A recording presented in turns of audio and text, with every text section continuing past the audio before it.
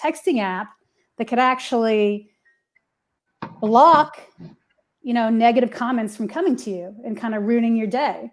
And I think that's a pretty kind of novel idea, but that's how kind of Chatter started. So we developed a chat platform that integrated artificial intelligence that actually can detect threatening or obscene behavior and block it from even being sent. So it basically tells the person, hey, you're being kind of a jerk.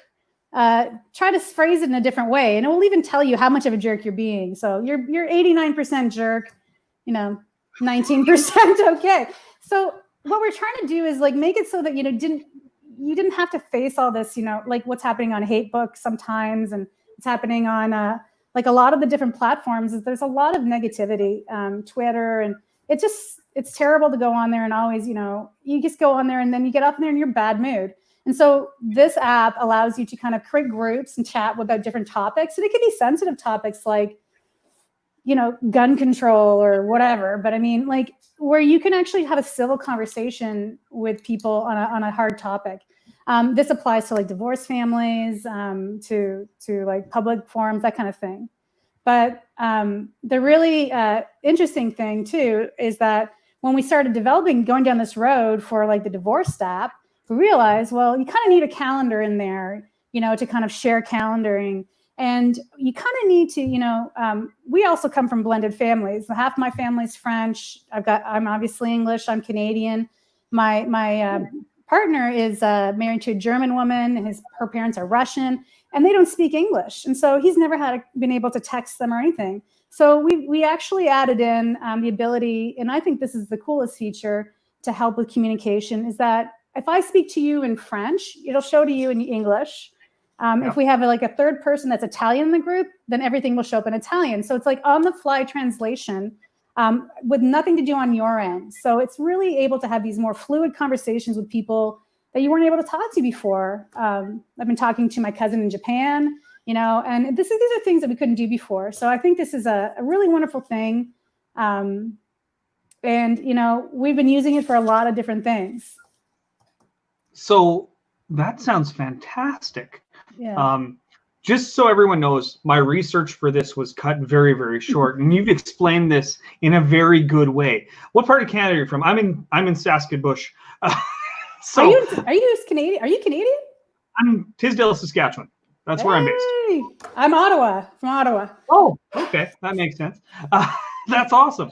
Have you been there forever, or so? Wow, Canadians. Ooh. We like to meet our own. Yeah.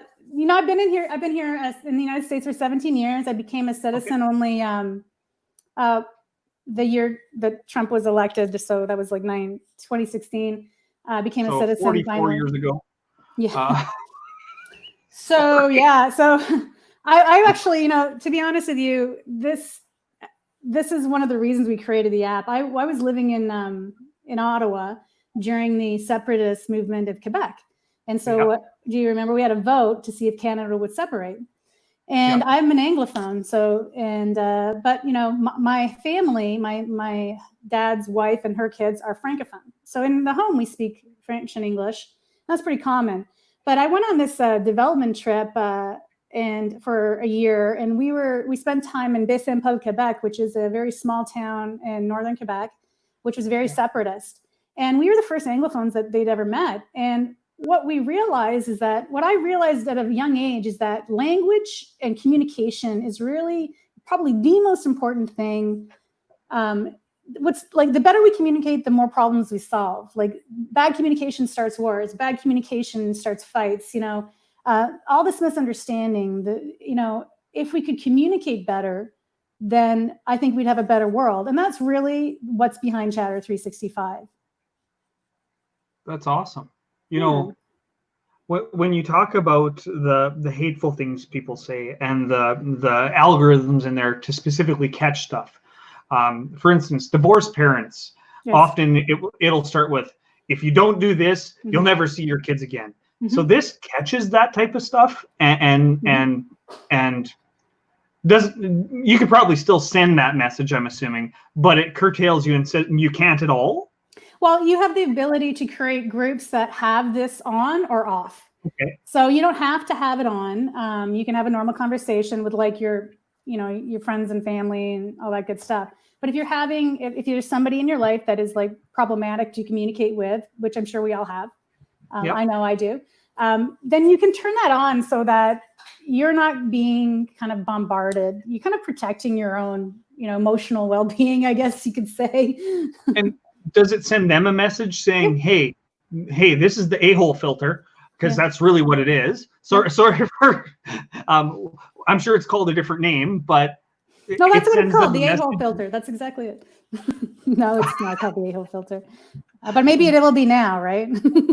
Well, from a layman's perspective, but this is really interesting because it gets that out of society instead of saying automatically saying something like, I'm going to get this video banned, but if you say the word libtard or republic rat or whatever, all those things, this effectively gets rid of that, right? So this video will be demonetized forever now that I said that. But, or even...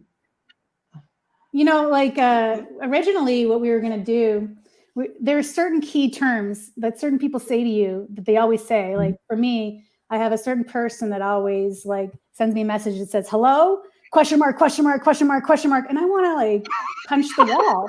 And it's not like, well, that's not, who cares, right? But always. So we made it so that you could like create synonyms. So if that came through, you could replace it with, hey, how are you doing today? Or my business partner, there's a certain thing that his ex-wife says, and it would be like, hey, handsome, how are you today? Like, just like changing it. And so instead of like having like a bad moment, turns it into a funny moment. That is not what, when we went down that road, we're like, man, this is a lot. You can't anticipate what someone's going to say, how they're going to spell it.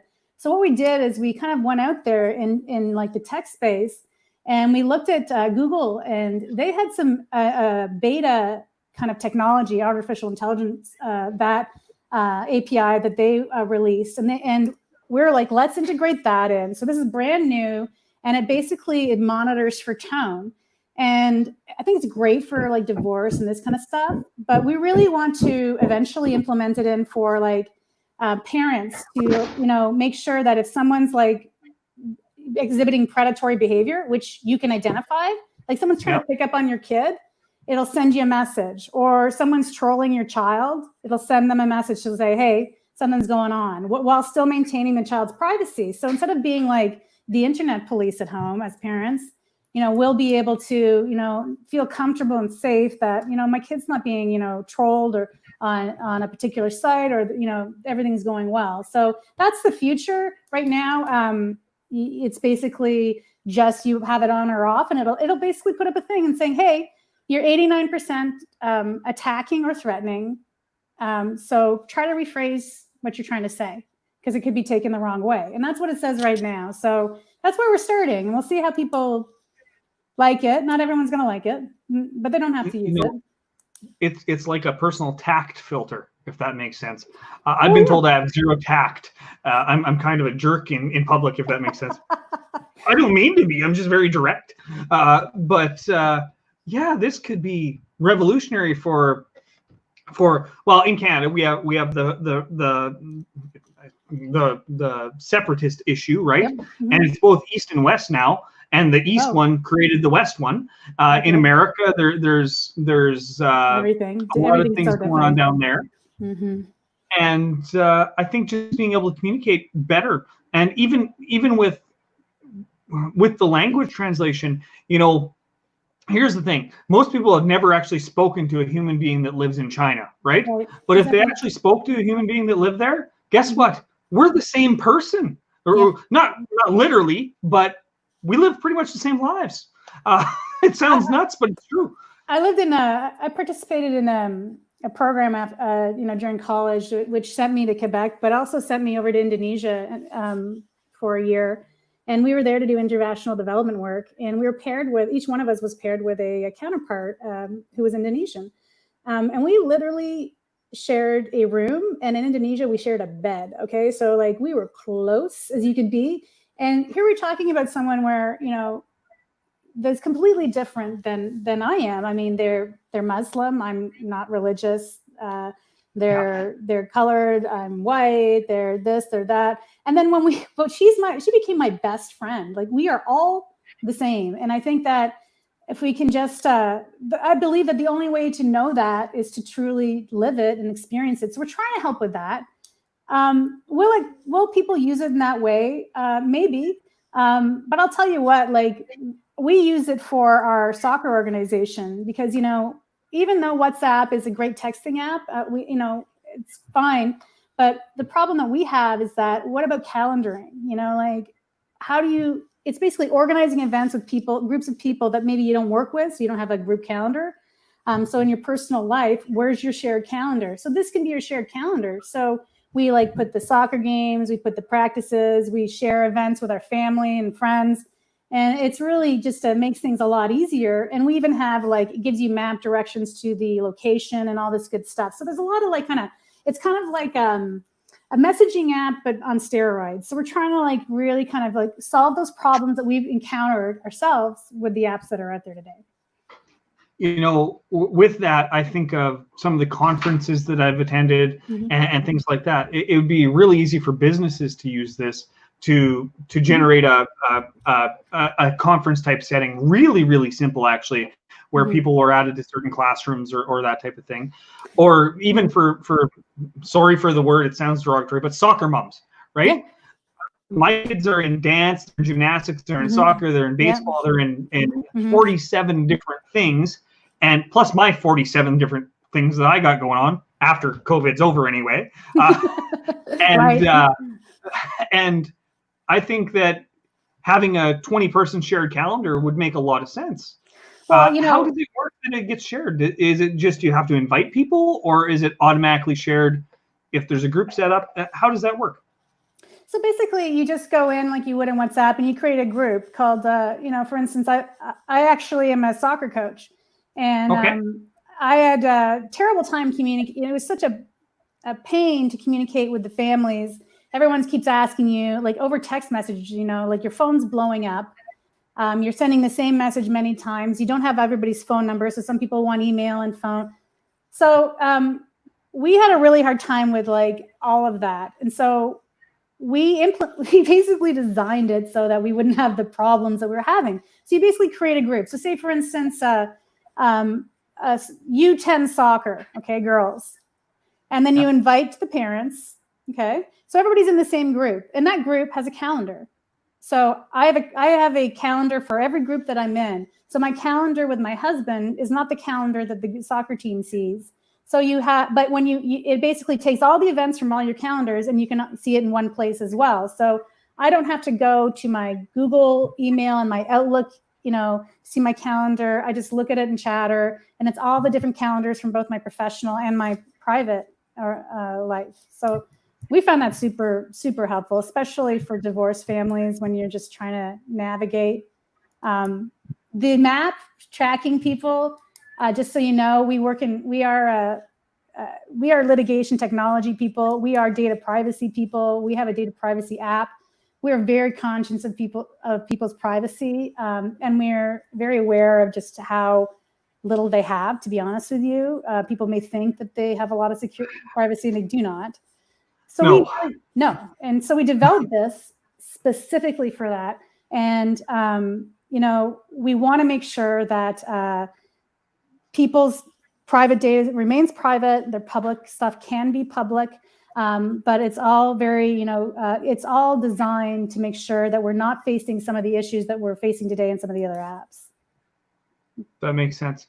Now, is there, I know it's private, so Twitter just came out with, they're going to start blocking certain people's tweets, if that makes sense, or fact checking certain people. We're not going to say who, because but with Chatter,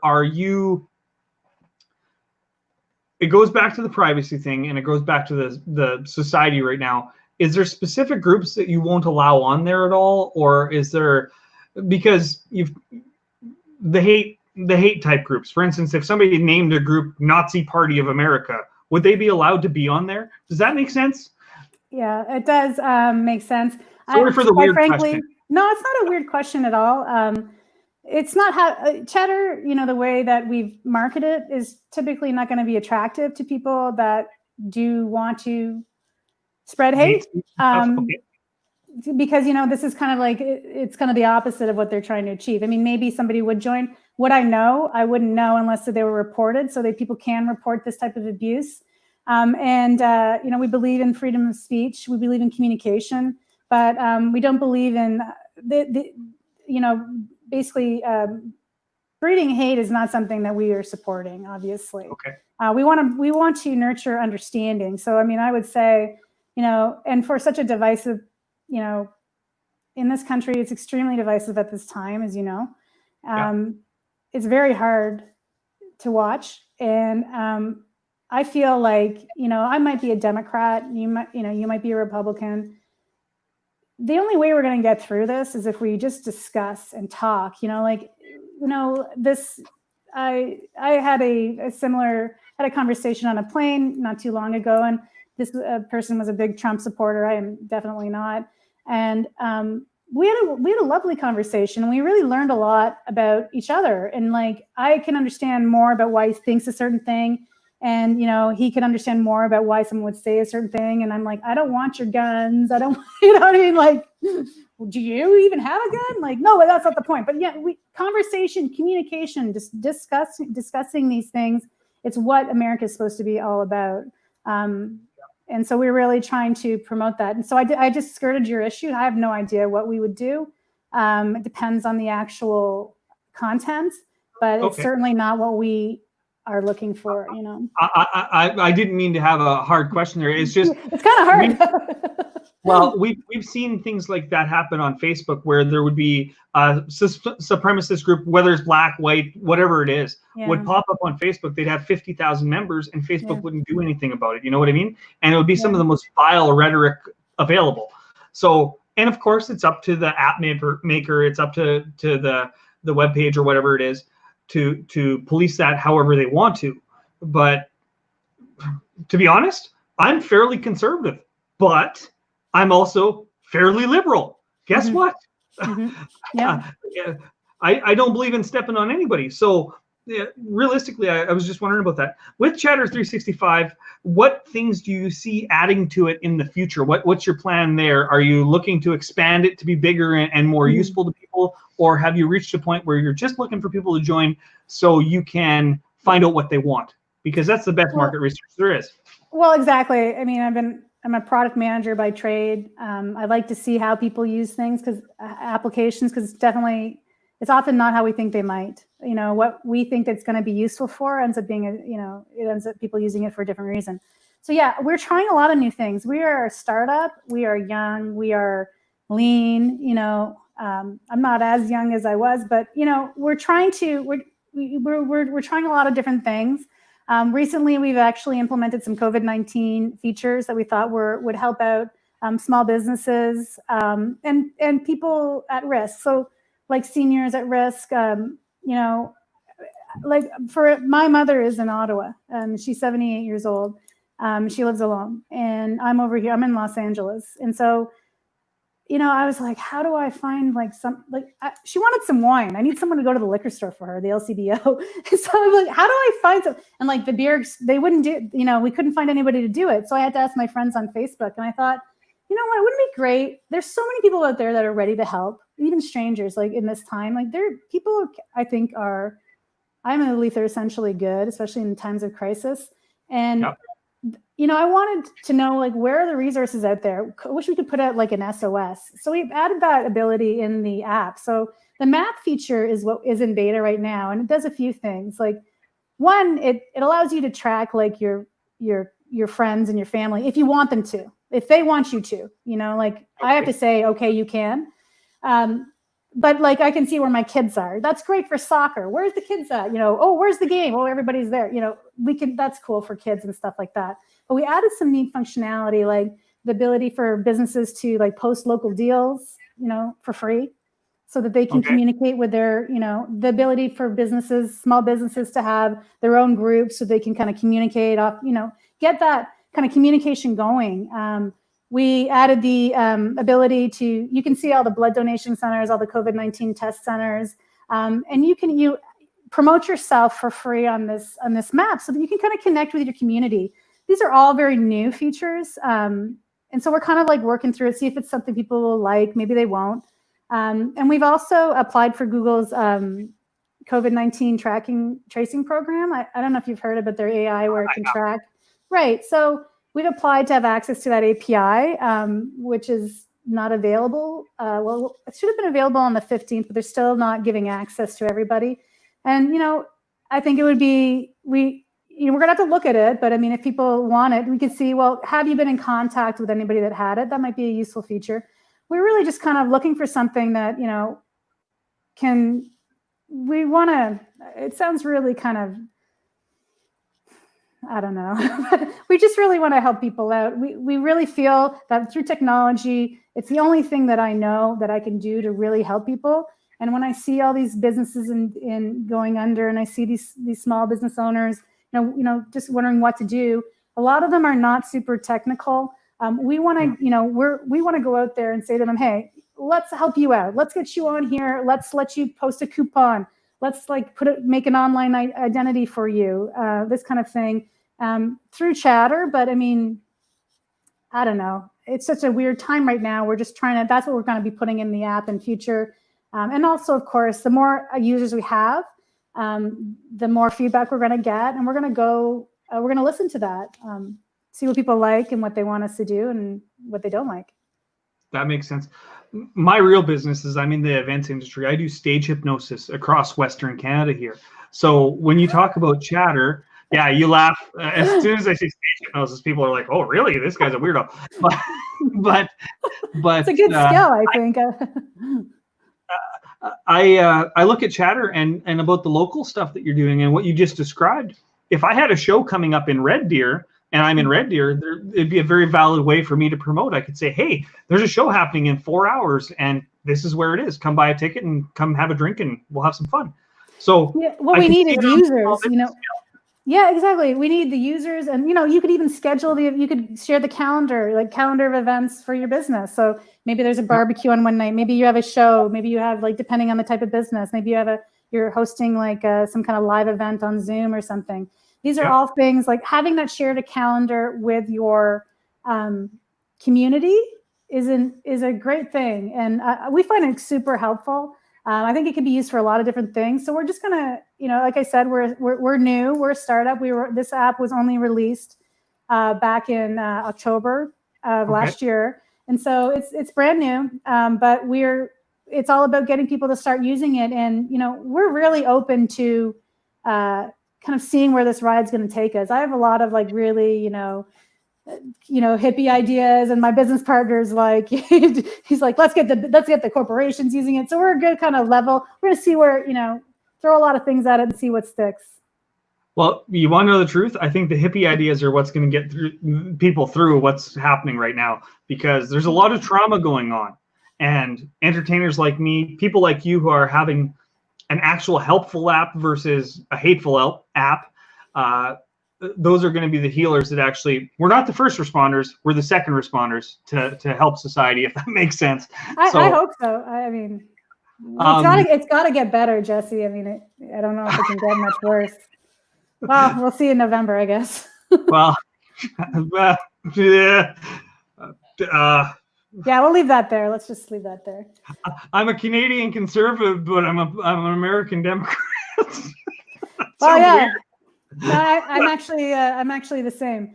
So yeah, but I mean, I really appreciate. I mean, I have a lot of friends who are Republican. I don't care what people are. I mean, that's their business. What I don't want to see, and what we felt very. I think a lot of people feel very helpless, that they can't do anything to change the situation. And this is our reaction. This is the only thing that we can do. And maybe it'll have a great effect and it'll be awesome and bring people together and bridge the divide, and maybe not. But you've got to do something. One just can't just stand by and hope that everything gets better, right? Because usually it's going to get worse. So that's our contribution to the effort. So with Chatter, where can people find it? I know the website's scrolling down there, but it's available where? Well, on Apple and Google, all the iTunes and Google Play, you can just click and sign in on go to Chatter 365, click sign up, and it'll give you a link to download the app. You can do it right from there.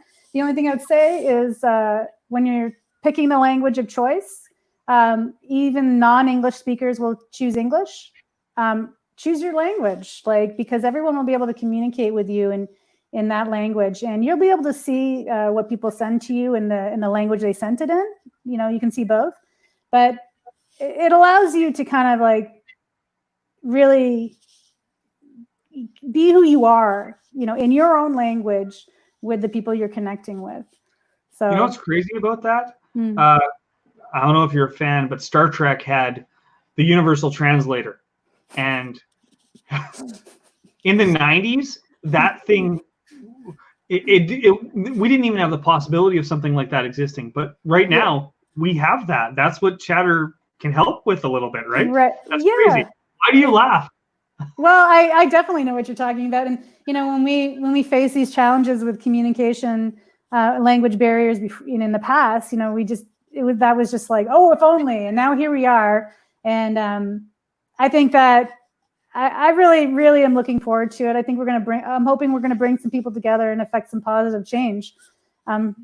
That's all we can hope for, really. So if people want to sign up, that'd be great. There's an really easy way to give feedback within the app. So we are really big on feedback. We want to know, we can build this together even as a community app. Tell us what you like. Tell us what you don't like. Sign up. If you need help, you're not sure what to do, there's somebody standing by waiting to help you out. So I really encourage people to do that. Before we end off, we have 1 minute left. Technically, actually, we have 20 seconds, but that's okay. We'll go a little bit over if you're okay with that. The last question I always ask everybody in this COVID time, we're all locked up. We're not allowed to leave the house. Supposedly. We are, but we're not. What's one thing you've done for yourself? I don't care about anybody else right now. I want to know what's one thing you've done for yourself today. And today is important, because if it was yesterday, it doesn't matter. Today, to make yourself happy. I went on a 10-mile bike ride this morning, and I've been doing that almost every day since the lockdown started. And Jesse, I'll tell you what's funny is that I work from home normally, so nothing's changed too much for me. But it's like you've got to really put yourself and your mental and physical well-being first, so that you can, help that just kind of bleeds over to your family and friends, Yeah, that all makes good. sense.